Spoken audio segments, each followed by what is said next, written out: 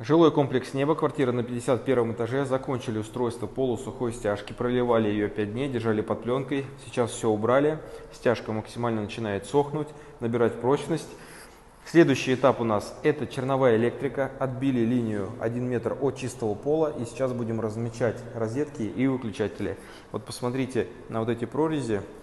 Вот, особенно в районе колонны. Это сделано специально в виде демпферных швов, для того, чтобы не образовывались трещины на вашей стяжке. Все, приедем на эту квартиру, когда черновая электрика будет готова.